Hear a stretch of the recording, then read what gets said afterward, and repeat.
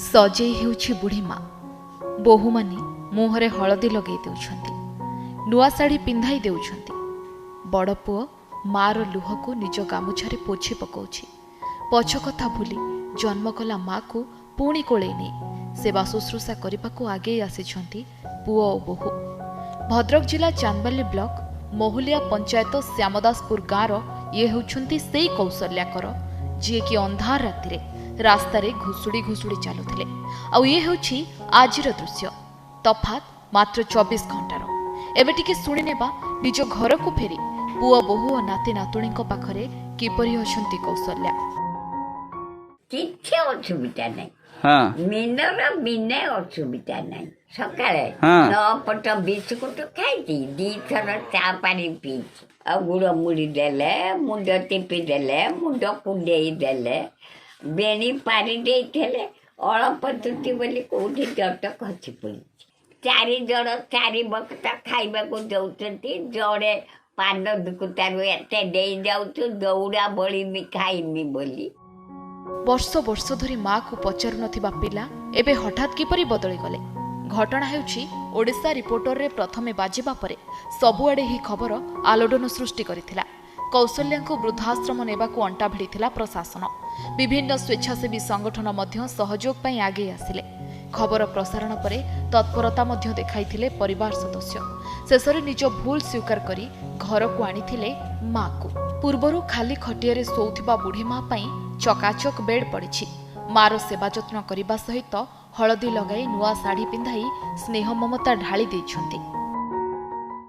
मार सकाळू उठेनी उठेकी परिश्रा करथिला 4:00 परिश्रा करथिला झाड़ा सब ये करथिला ताकू सब सफा करनी ताकू फिनाइल पकई सफा करिकी मु ताकू चा देनी देकी मु कहनी बहु मु जाउची मंदिर को जाउची कहला खिचड़ी आनिबू मन हो मु खिचड़ी आनी रसगुल्ला के आनी भगवान आ कोन कहला ना जाउची मु आसीनी आसीकी तने खिचड़ी आनी भूल के रहि गेला मैं जानि पानी सेटा भूल रहि गेला के बाहर के चली गेला होई जैसी तो नथिनी से दिन तो जाई मन पूरा ठाकुर पूजा करिया को हम 4 जन सब दायित्व न कथा बाता ले साइलो समस्त दायित्व न हां कोन केमती रहिबो के निज घरे रखि मु खाइबा पिबा दनु आ तार सेवा शुश्रूषा करी हां हां सकाल थारू आमे ताकू हळदी तेल लगे देचु सकाळू गाली भी लगा हेथिले मुंडी तेल मार देचु कथा बाता सब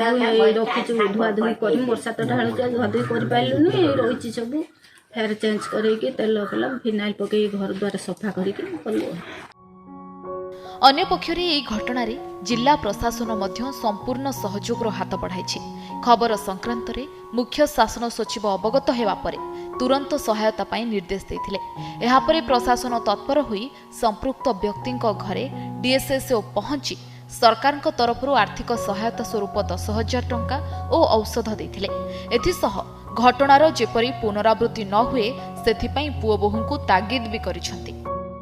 जिलापाल कहले ताले जदि से लोकटी दुर्बल स्वास्थ्य ई टाइप अवस्था अच्छी ताहले तमे तांकु जाई 10,000 टंका रेड क्रॉस फंड जो सांक्शन करुची तमे अर्थ राशि प्लस लुगापटा किसी जाइए भेटिक परिवार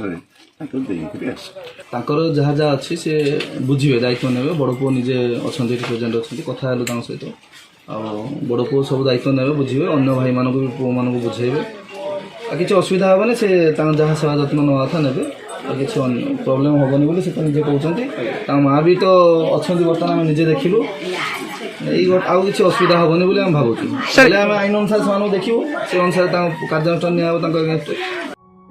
ए घटना को नहीं जिला और जिला बाहर विभिन्न सामाजिक संगठन और मानव अधिकार कर्मी पहुंची बुढ़ी माँ को जरा निवास रखा पुओ बोहू को कही हेले घर लोके किंतु आ माँ को छाड़ा को राजी होई नथिले।